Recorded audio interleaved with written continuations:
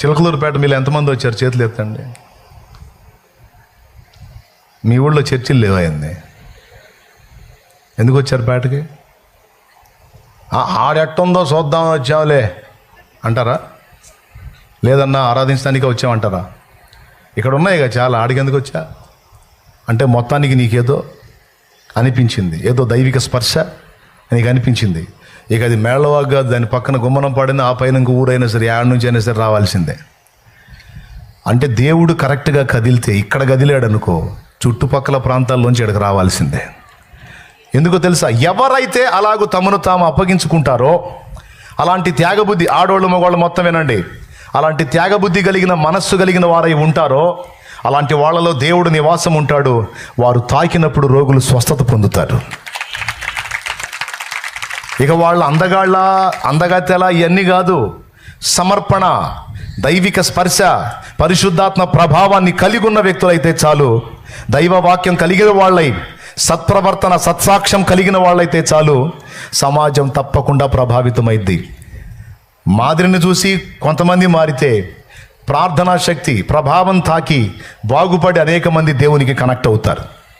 అలాగా అనేక మంది సాక్ష్యాలు దావాలను వ్యాపించే సమాజాలు ప్రభావితమై ఎంతోమంది రక్షణలోనికి రావడానికి దేవుడు మనల్ని నింపి వాడుకుంటాడు. తమ్ముడా, దేవునికి స్తోత్రం. నాకు తెలిసిన ఒక ఆమె ఉంది. ఆమె ఒక ఆత్మీయ సంఘంలో రక్షింపబడింది. మంచి ప్రార్థనా పరురాలు. ఏదైనా చెప్పు, మోకాళ్ళు వేసి ప్రార్థన చేయటం, దేవుణ్ణి అడగడం తప్ప రెండో తెలియని తల్లి. వృత్తికి చాకలి వృత్తి చేసేటువంటి మనిషి ఆమె. అంటే ఇళ్ళమ్మడి తిరిగి వాళ్ళు ఇడిచిన బట్టలు తీసుకొచ్చి, మూటలు గట్టి తీసుకొచ్చి, వాక్కి తీసుకెళ్ళి ఉతికేసుకునేటువంటి పరిస్థితి, రజక వృత్తి ఆమె. కానీ దేవుణ్ణి నమ్ముకుంది. మీరు ఇంట్రెస్ట్గా ఉన్నారా? కానీ వింతైన విషయం తెలుసా? అలాంటి కుటుంబానికి చెందిన ఆమె రోడ్డు మీద నడుస్తూ వెళ్తుంటే మంచాల మీద కూర్చున్న మగోళ్ళు లేచి నిలబడతారు. రియల్గా జరిగింది. మళ్ళీ ఈ కులం ఆ కులం అని లేదు. ఆమె ఏ బజార్లో గుండా పోతే ఆ బజార్లో మగోళ్ళు మంచాల మీద కూర్చున్న వాళ్ళు, అరుగుల మీద కూర్చున్న వాళ్ళు లేచి నిలబడతారు. మళ్ళీ ఆడ మనిషి ఆమెకు ఒక కుటుంబం, భర్త, ఆమె సంసారం ఆమెకుంది. కానీ ఆమె పోతుంటే వీళ్ళు లేచి నిలబడతారు. ఎందుకో తెలుసా? ఊరు మొత్తానికి తెలుసా ఆమె ప్రార్థన చేస్తే దేవుడు కదిలి చేసిన కార్యాలు ఆ ఊరిని గుప్పుమని ఎలా చేశాయి. దేవునికి స్తోత్రం కలుగును గాక. ఎలాంటి కార్యాలు తెలుసా? గేదె పాలి లేదనుకో, 2 రోజుల నుంచి పాలి లేదనుకో, పల్లెటూళ్ళలో మరి పశువులే కదా వస్తారు. ఇట్లా అక్క గేదె పాలు ఇట్లేదంటే పోయిద్ది,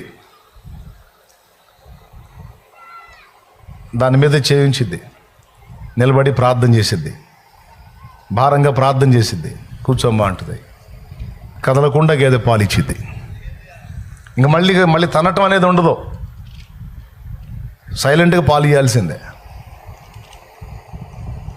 తేలు కుట్టిందని వస్తారు, ఎగురుకుంటా. తేలు కుట్టితే ఎట్టుంటుందో తెలుసా మీకు? ఎంతమందిని కుట్టింది? చేతులు ఎత్తండి. భలే హాయిగా ఉంటుందంట తేలు కుడితే. నొప్పి, సలుపు భయంకరంగా ఉంటుందంట, ఎగరటమే. అప్పట్లో తేళ్ళు ఎక్కువ. ఆ తేలు కుట్టిన వాళ్ళు వస్తే వాడు ఎగురుకుంటా వచ్చేవాడు కూడా. బాగా వినండి అమ్మ, ఆడవాళ్ళు వినండి, మగవాళ్ళు కూడా వినండి. ప్రార్థన చేస్తే జీవం ఎలా ఉంటుంది, దైవశక్తి ఎలా పనిచేసేది అనేది చెప్తున్నాను నేను. ఎగురుకుంటా వచ్చినవాడు కూడా నూనె తీసుకొని యేసు రక్తం చేయమని చెప్పి అక్కడ రాసి ప్రార్థన చేసింది. అంతలావున ఎగిరేవాడు ఈ ప్రార్థన అయిపోయేసరికి సైలెంట్గా కూర్చుంటాడు. అంతలావున ఎగిరేవాడు గందరగోళం అయిపోయాడు. ఈ ప్రార్థన ఆమేన్ అనేసరికి కదలకుండా కూర్చుంటాడు. ఎందుకో తెలుసా? ఆ విషయం దిగిపోయింది. అలాగున ఆ ఊరు మొత్తంలో ఎవ్వరికి ఏ ప్రాబ్లం అయినా, జ్వరమైనా, రోగాలైనా, ఏ ఇబ్బంది అయినా సరే ఆమె దగ్గర రావటం, ప్రార్థన చేయించుకోవడం. భర్త గమనిస్తూ ఉన్నాడు. ఆయనకేమో యేసు ప్రభు తెలియదు. ఆయన ఏమనుకుంటున్నాడంటే మా ఆవిడ మంత్రగత్తె అనుకుంటున్నాడు. రోజు అడుగుతాడంట, ఆ మంత్రం ఎందుకు చెప్పవే నాకని. మంత్రం లేదు, పాడు లేదా, యేసునామంలో ప్రార్థన చేస్తానంతే, నేను ఏ మంత్రం లేదు, పాడు లేదు, నా ప్రభు శక్తి వాళ్ళని తాగుతుంది, స్వస్థత పొందుతున్నారు అంతేనయ్యా అంటే ఎగిరి తంతాడంట. ఎగిరి తంతాడంట. ఎందుకో తెలుసా? నా దగ్గర నాటకాలు ఆడతావే, భర్త దగ్గర దాచొచ్చా? నువ్వు నా దగ్గరే దాస్తున్నావు అంటే మామూలు దానివి కాదు, నువ్వు ఎన్ని దాచావో నా దగ్గర అని కొట్టేవాడంట. మళ్ళీ ఎవడన్నా తేలుగుట్టినోడు వస్తే ఆయన కళ్ళ ముందే అక్క తేలుగుట్టింది అక్క అనుకుంటా వస్తే ఆమెతో నూనె రాసి ప్రార్థన చేస్తే ప్రార్థన ఆమెనైనా సరిగ్గా తగ్గిపోతుంది. మళ్ళీ బాత్రూంలో బకెట్ తీసుకెళ్ళి నీళ్ళు పెడతాడంట. ఆమె పోసుకునేటప్పుడు ఆమె బకెట్ నీళ్ళు తీసుకెళ్ళి, ఇదిగో నీ భర్తను అయి ఉంటే నేను నీళ్లు మోస్తున్నాను నీకు, ఆ మంత్రం ఎందుకు చెప్పవే అంటాడంట. అప్పట్లో ఈ మంత్రాలు ఉండేగా. ఆయన ఏమనుకుంటున్నాడంటే ఆవిడ మంత్రగత్తె అనుకుంటున్నాడు. ఆమె చెప్పింది ఒకటే సమాధానం, ఏ మంత్రం లేదయ్యా, ఏ తంత్రం లేదు, నా ప్రభు నామంలో ఉన్న శక్తి అయ్యా, అది యేసు నామంలో ఉన్న బలం, అది ఆ నామం అన్ని నామముల కంటే పైనామము, ఆ నామం ఎత్తి ప్రార్థన చేస్తే దానివల్ల జరుగుతున్న ప్రభావం ఇది. నీకు అర్థం కావట్లేదు నేను చెప్పినా, నాకు మంత్రాలు తంత్రాలు తెలియచావయ్యా, నేను అసలు ఆ సెక్షనే నాది కాదు అని ప్రార్థన చేసుకునేదాన్ని, నాకేం తెలుసా ఈ మంత్ర తంత్రాలు అంటే. మళ్ళీ పటాపటా కొట్టేవాడు. నా దగ్గర దాస్తావని. ఒకరోజు పొలానికి వెళ్ళాడు. బామ్మర్ది వరస అయ్యేవాడిని తీసుకొని పొలానికి వెళ్తే ఆ పొలంలో పని చేస్తుంటే, ఆ పని చేసేటప్పుడు ఈ బామ్మర్ది వరస అయ్యేవాడికి మండ్రగబ్బ కుట్టింది. కుట్టి వాడు ఎగటం మొదలు పెట్టాడు. బాగా అయిపోయింది నా పని అని. కొంతమందికి ధనుర్వాతం అనే జబ్బు ఉంటుంది. కాస్త ఇట్లాంటి వాతపు ఒళ్ళు ఉన్నోళ్ళు ఇట్లాంటివి జరిగినప్పుడు ప్రాణాలు కూడా పోయే అవకాశం ఉంటారు. తలకిందులు అయిపోయి కళ్ళు తేలేసాడు. ఏందిరా అంటే, ఇది కుట్టింది బావా అని చూస్తే అది మండ్రగబ్బ. అది ఏం కాదురా అంటే ఇటు తేలేస్తున్నాడు కళ్ళు. అయిపోయింది బావ, నేను బతకను బావ అని చెప్పని తీసుకెళ్ళి చెట్టు కింద బండేసి, అరే ఇంటికి పోదాంరా, మీ అప్ప అంటారుగా, అప్ప ఏదో అంటదరా, 4 ముక్కలు అంటది, ఊరకనే తగ్గిపోయింది, అయ్యి ఎందుకు భయపడతావు అంటే, ఏ కాదు బావ ఆడదాకా వచ్చే పరిస్థితి లేదు, నా పని అయిపోయింది అన్నాడు.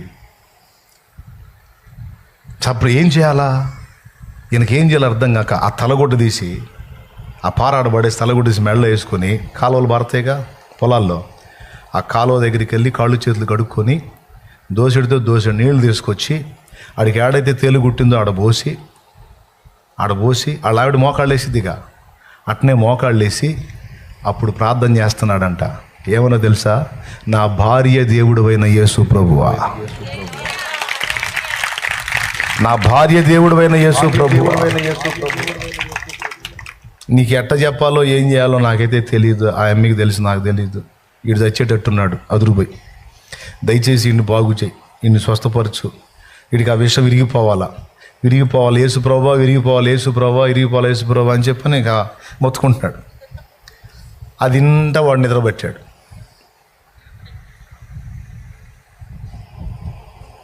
ఏంది వీటి సౌండ్ చేయట్లేదని ప్రార్థన ఆపి లేచాడు. లేదు హాయిగా నిద్రపోతున్నాడు. తట్టాడు, ఎరా ఎట్టుంది అన్నాడు. బావా నీకు కూడా మంత్రం అన్నాడు వాడు. నువ్వు ఎప్పుడు నేర్చుకున్నావు బాబు, నీకు కూడా నేర్పిందా, నువ్వు కూడా నేర్చుకున్న మంత్రం అంటే అప్పుడు అర్థమైపోయింది అతనికి.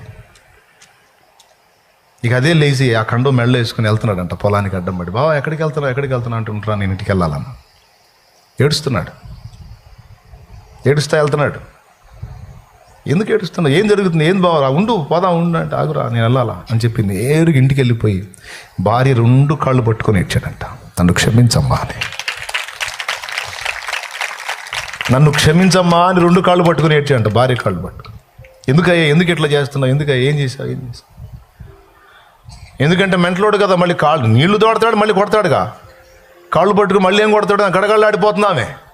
అప్పుడు చెప్పాడు, ఏడుస్తా చెప్పాడు, నిజంగా నువ్వు ఏ మంత్రగతివో ఏ మంత్రం ఉందో నీ దగ్గర అనుకున్నాను. కాదు, మంత్రం లేదు, తంత్రం లేదు, నీవు నమ్మిన దేవుని నామంలోనే శక్తి ఉంది. అది యేసు నామం, అది యేసు నామం. నీకు తెలుసా, ఆ ఊర్లో మొదటి సేవకుడు ఆయన అయ్యాడు.